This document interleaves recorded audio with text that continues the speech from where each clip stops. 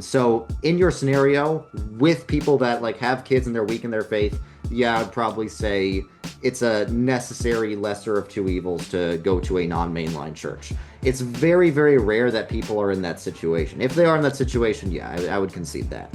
Right. And my I guess my purpose in asking this question isn't just how common is it, but trying to understand the principle and the philosophy and the overall vision. Because I would say, so if a person is strong in their faith, they go to the church that has a pastor who denies the resurrection.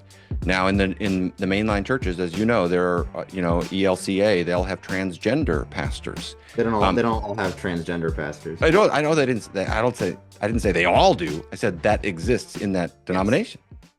All right, thanks for watching this video today, and we are going to be checking out some of the content from Gavin Ortlund's conversation with Redeemed Zoomer.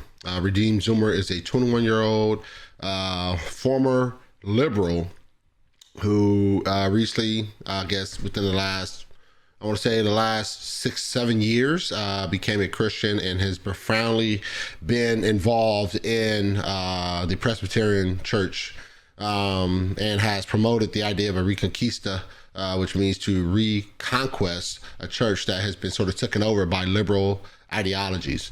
And Redeemed Zoomer has been under a lot of fire as of late, and within the past several months, because of his seemingly more tolerant views to certain aspects of the Presbyterian Church that he's at, the PCUSA, and where he doesn't have any attendance gripe for those who are strong of faith to attend PCUSA churches that have more of a liberal leaning, in that there may be transgenderism there may be female pastors, and there also may be some churches that teach a more liberal aspect of theology that says that maybe the resurrection wasn't even real.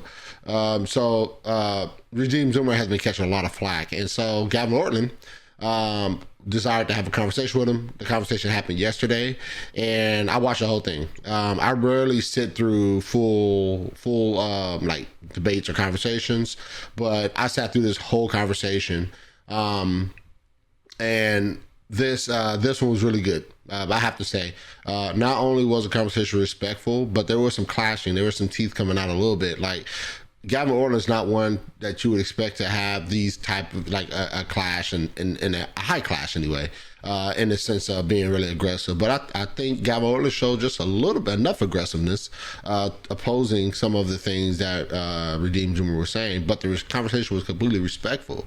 It wasn't like this loud screaming match or anything like that. But it was definitely both of them shared very deep-seated convictions about what they were saying, right? And so it made for a fantastic conversation. You guys have to go watch this conversation. Really good conversation. But as always, you always point out a particular point of the video that I want to interact with. And the portion of the video that we're going to be interact with it's about 47 minutes into the conversation. And basically Gavin Ortlund is asking Zoomer, his name is Richard, by the way, if you guys don't know, but Zoomer, what would it take for him to leave a church? Like, because you got to understand, Zoomer has been going around calling people cowards if they decide to schism, right? And Richard, in this video, he does give some clarification of what he means by that, right? What he means by calling someone a coward and things like that. But I think his terminology, and I think Gavin Ortlund pointed this out as well, it's a bit volatile, right? And it's a little reckless to call people cowards for leaving, right? And granted, there may be room for certain aspects or certain context situations where a church is teaching non-biblical things and the person stays to combat it, but that's not the case in every case, right? So I think the term cowardice should not be used, and Gavin Ortlund didn't think so as well. But the portion of the videos that we're going to be discussing about, as I said, is a part where Gavin Ortlund is asking him, what if your pastor is teaching things like to deny the resurrection, right? The pastor denies the resurrection. Yeah, the PCUSA church, and the pastor denies the resurrection. Like, what do you do in that situation, right? And so this is the conversation, the part of the conversation I'm gonna pick up here, and I thought this portion of the conversation was very telling and concerning. And so, and Richard does give an explanation of why he feels the way he feels. So, without further ado, let's get into this video. Okay.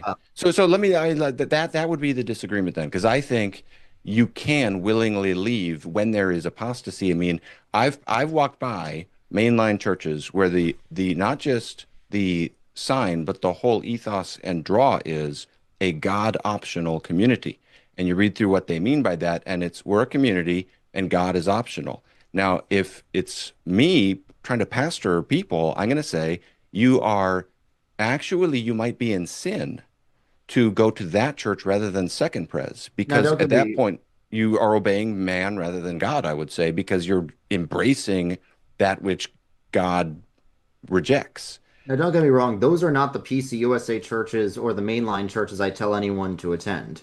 Luckily, those are a very small minority of mainline churches. They do exist. Like, I have seen them. I have been to some of those churches, and it's awful. But I guess I am employing the same type of negative separation that Rutherford talks about, the same type of negative separation that happened during the Arian crisis. I do tell people to separate from those congregations and to join different congregations under the same denominational umbrella. So it's Okay. like if there's like here, let me put it this way, because a lot of people accuse me of only caring about the buildings for Reconquista. Let's use a different denomination so people don't get confused about our hypotheticals. Let's say First United Methodist Church is a beautiful cathedral, beautiful historic cathedral, but they advertise themselves as a God optional church.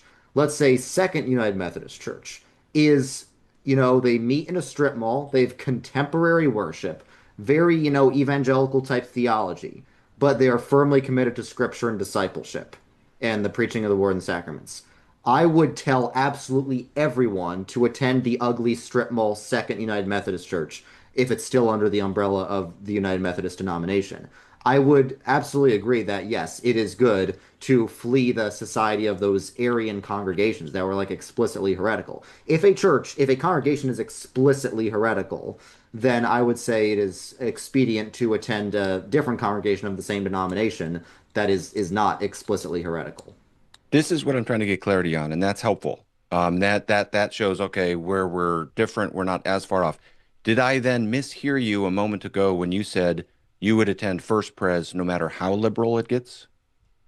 And see that this happened a lot throughout the conversation, guys.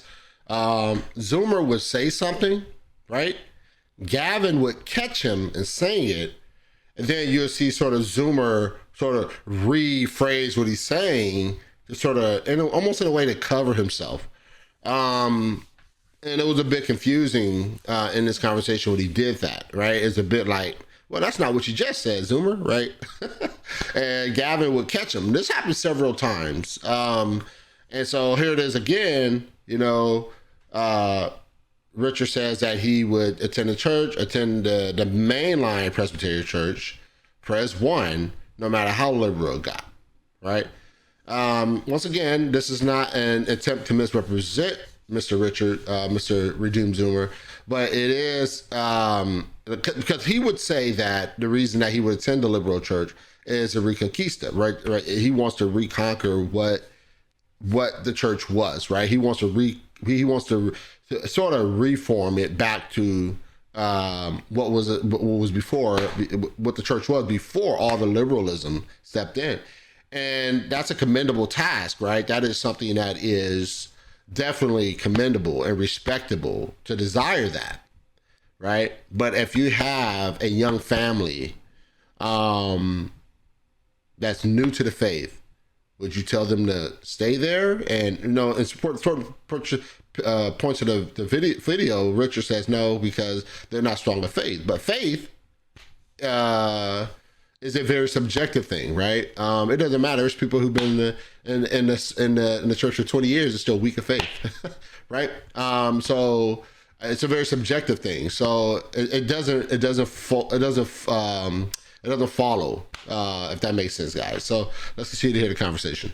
If there was not another mainline option in the city, it's like if the other option was part of a schismatic denomination, then Right. yeah. And I would say like Oh, some people, it's like some people due to the like it'd be balancing evils, choosing the lesser of two evils. I would say it's always an evil to be a schismatic, but a greater evil would be to, you know, be an atheist. And if someone would definitely become an atheist if they are in a church like that, then I would say it would be a concession I make. It'd be the lesser of two evils for that person to attend second pres. But the ideal would be once they are at a place where they're strong enough in their faith to attend first pres. I mean, ideally, I would tell people to like not live in an area where there's not a mainline church that's not heretical.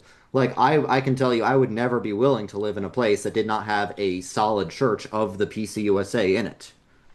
Yeah, so okay, so then let me I'm still trying to get I feel like I'm hearing two different things and I'm trying to understand because on the one hand you're saying this I thought with what you said about Methodists that you would encourage them to go to the strip mall, the contemporary worship as the lesser of two evils, but then I asked you about your own words about would you go to the First Pres, the liberal mainline church no matter what, and you said unless there's another option. Okay, but hold on. So again, for second pres, there is no other option in this scenario.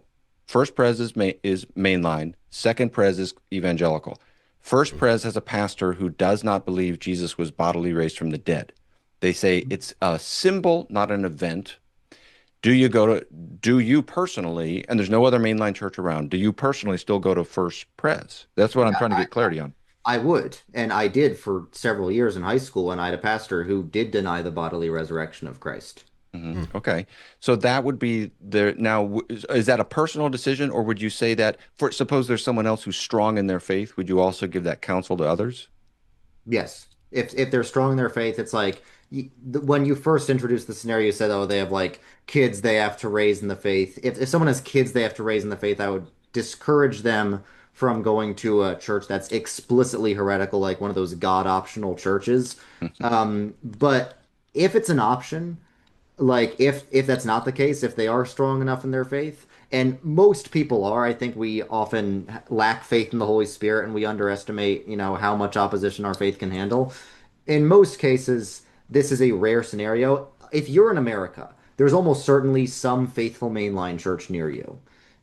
So in your scenario, with people that like have kids and they're weak in their faith, yeah, I'd probably say it's a necessary lesser of two evils to go to a non-mainline church. It's very, very rare that people are in that situation. If they are in that situation, yeah, I would concede that. Right. And my I guess my purpose in asking this question isn't just how common is it, but trying to understand the principle and the Mhm. philosophy and the overall vision, because I would say so if a person is strong in their faith, they go to the church that has a pastor who denies the resurrection.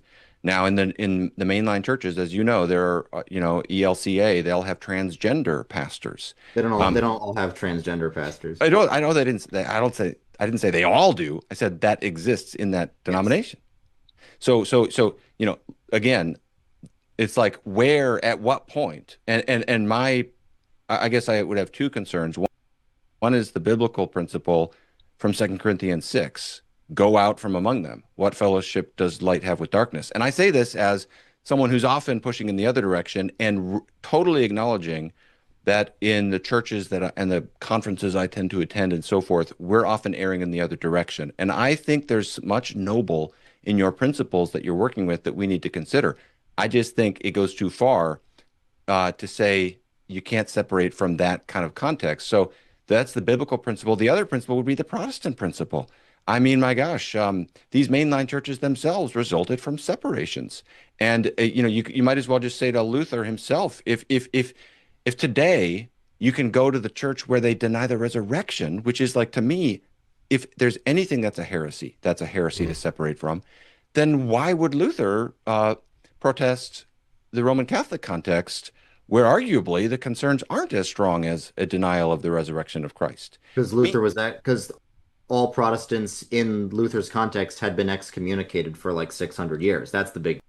All right, so you just heard Richard explain how he would still sit under the preaching of a pastor who denies the resurrection.